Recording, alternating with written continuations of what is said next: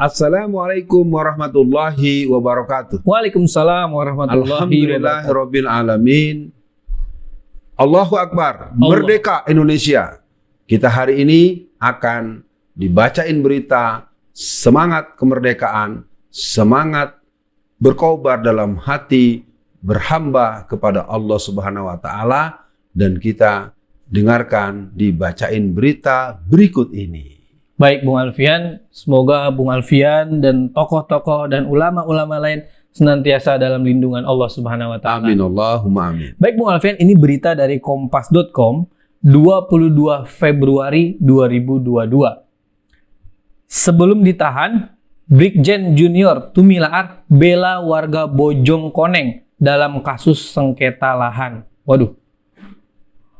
Kok ada TNI belain rakyat malah ditangkap nih Bung Alfian. Tapi saya baca dulu beritanya Bung Alfian. Brigjen Junior Tumilaar yang viral dalam aksinya membela warga kini ditahan di rumah tahanan militer Cimanggis, Depok. Sebelum ditahan, staf khusus KSAD itu sempat menuai sorotan lantaran membela warga dari aksi penggusuran pengembang properti developer. Waduh, gimana nih Bung Alfian? Yang jelas kan terakhir dia mulai muncul ke Sentul City ya. Terakhir dia ada di situ.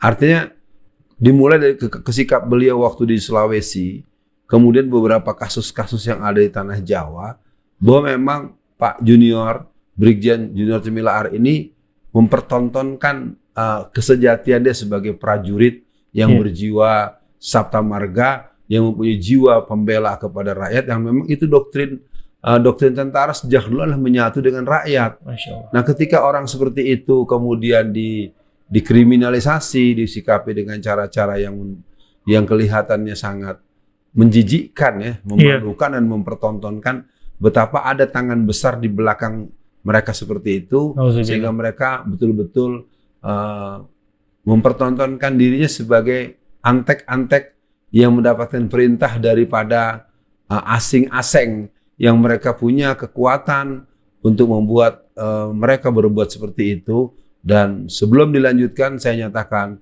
selamat berjuang Bapak Junior Tumilaar, Brigadir Jenderal TNI, dan kita lanjutkan. Ya, Bung Alfian, mungkin saya punya pertanyaan nakal sedikit lah.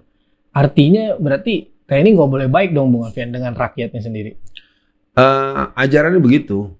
Ajarannya harus berbuat baik. Kan ada 8 sikap TNI, ada sabta marga, ada sumpah prajurit. Sebetulnya kalau dari segi doktrin, dari segi kriteria normatif mereka semuanya keren.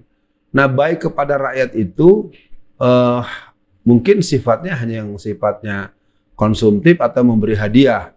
Tapi kalau membela hak-hak rakyat, nah itu urusannya lain, karena itu terkait dengan kejahatan oligarkor dengan para cecunguknya, para jongosnya, yang mereka memang berkolaborasi untuk melakukan tindakan-tindakan yang jahat kepada rakyat sendiri. Dan itu sulit dibahasakan, kecuali terus berjuang Pak Junior Tumilaar. Semoga TNI masih memiliki junior-junior lain di berbagai daerah, di berbagai tempat, dan saya Alfian Tanjung bagian daripada semangat perjuangan itu, mendukung Pak Junior Tumilaar untuk pembelaan hak-hak rakyat, diantaranya persoalan pertanahan itu. Iya Bung Alfian, TNI Bung Alfian yang notabene-nya punya senjata dan dia aparat yang khusus membela negara bisa ditekan sedemikian rupa Bung Alfian. Apalah daya kita Bung Alfian yang rakyat biasa, artinya lebih parah lagi nih Bung Alfian. Fenomena ini berarti kan ada yang menekan, mengontrol, dan sampai kapan Bung Alfian kita harus bersabar?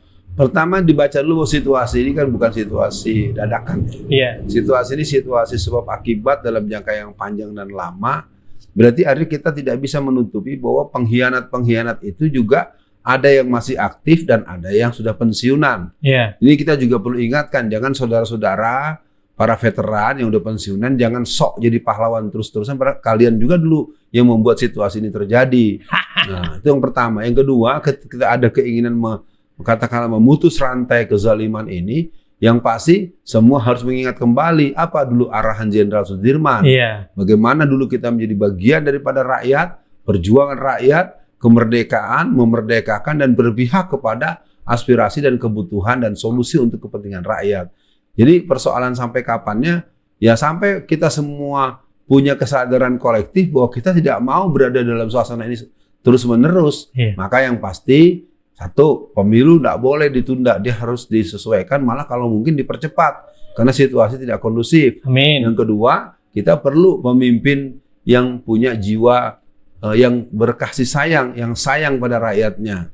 Yang ketiga, kita sangat berharap masyarakat juga mempunyai inner drive agar dia mempunyai kesadaran untuk berpihak pada kekuatan politik yang akan memberikan kebaikan dan perbaikan untuk masyarakat sendiri. Iya. Jangan terbiasa membeli penderitaan jangka panjang dengan harga murah. Iya, iya. Ini yang selalu berulang. Dan ini tentu harus dilawan. Dan ini peran dari para tokoh masyarakat, tokoh-tokoh agama, tokoh-tokoh budaya, dan tokoh-tokoh masyarakat secara fungsi-fungsi lembaga-lembaga di tingkat RT, RW, kelurahan, dan terus posisi-posisi yang ada. Saya pikir begitu.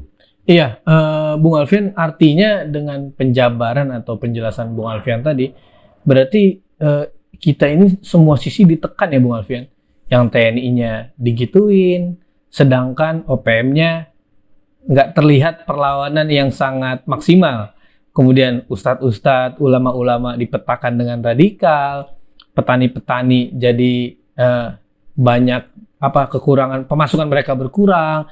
Jadi kok Bung Alfian, kita semua sektor ini seperti ada yang mendesain untuk rusak, untuk hancur, dan untuk keuntungan segelintir orang. Nah, Bung Alfian, gimana nih kita mensikapi kondisi yang seperti ini gitu Bung Alfian? Ya, pertama saya ingin ingatkan sebelum saya menjawab beberapa rentetan statement atau pernyataan Bung Kameramen. Iya. Kita tahu juga ada rombongan pelajar dan mahasiswa dari Indonesia Timur, Iya. tepatnya orang-orang Papua, yang malah mereka berdemonstrasi untuk agar tentara, polisi, dan aparat-aparat resmi Republik Indonesia ditarik daripada teritorial di Irian. Dan saya pikir itu sebuah keberanian yang harus ditempeleng kalau menurut saya. Bagaimana kita ingin menjaga keutuhan negara kita, malah para petugas yang akan menjaganya disuruh dikeluarkan. Itu mungkin yang pertama. Iya. Nah, kembali kepada yang tadi yang berhubungan dengan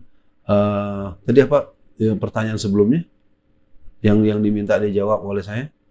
Iya, kita bagaimana mensikapi situasi kita yang semua sisi sudah ditekan. Oh iya, baik. Sebagai penegasan saya mencoba menjawab itu bahwa memang ini adalah keadaan yang memang didesain.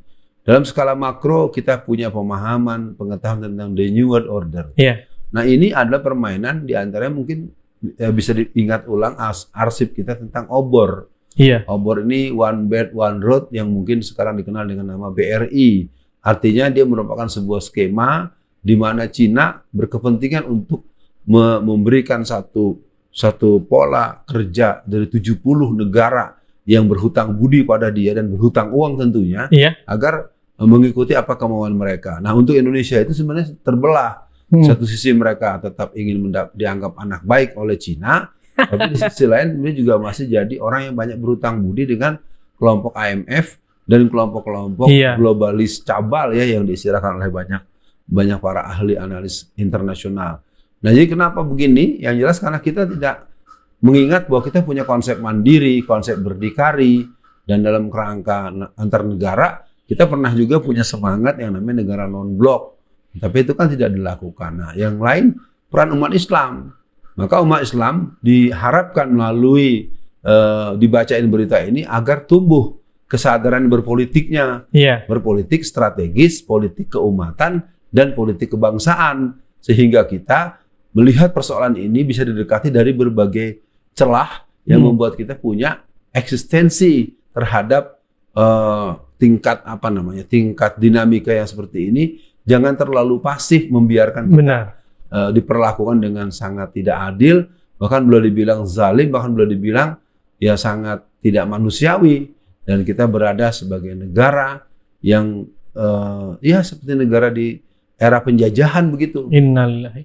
Baik Bung Alfian, subhanallah, saya mendengar penjelasan Bung Alfian, jadi masyarakat ini benar-benar harus sadar dengan situasi ini Bung Alfian, agar tidak terlalu lama terbuai dan ditekan gitu Bung Alfian. Baik Bung Alfian, mungkin ini di akhir sesi dibacain berita kali ini, apa nih pesan Bung Alfian untuk TNI yang mereka masih memiliki jiwa Jenderal Sudirman? Apa yang perlu mereka lakukan langkah-langkahnya, tetapi Bung Alfian mungkin tidak menggunakan cara yang terlalu menonjol, karena khawatir baru muncul langsung disikat.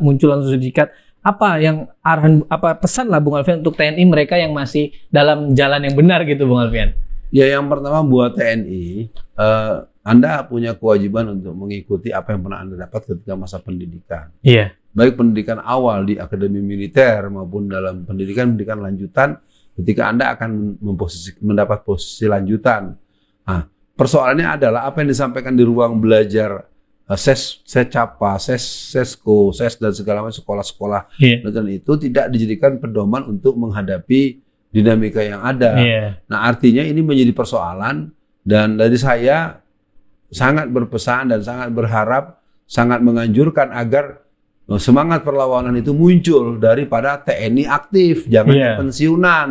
Nah, karena yang sekarang kita dengar suaranya nyaring, ya orang-orang dan tokoh-tokoh, oknum-oknum tokoh yang dia orang yang sudah tidak punya otoritas, orang yang sudah tidak punya posisi, dan ini harus ada keberanian jenderal-jenderal yang siap untuk prihatin, ya, perwira-perwira tinggi dari tingkat kolonel maupun sampai jenderal bintang 4 untuk berani menunjukkan, ini dadaku, aku akan membela Indonesia sesuai dengan sumpah prajurit, Sabta Marga, dan 8 sikap TNI. Dan ini sayangnya nggak terdengar. Nah, untuk itu saya, Alfian Tanjung, memanggil, ayo para prajurit TNI, ayo Bayangkara, polisi yang masih punya semangat hugeng, agar kalian juga ikut mengurus negara ini demi kebaikan, demi perbaikan bangsa dan negara kita. Inilah yang bisa kita bicarakan pada Dibacain Berita kali ini. Kita jumpa di Bacain Berita pada judul pada sesi yang lain. Assalamualaikum warahmatullahi wabarakatuh.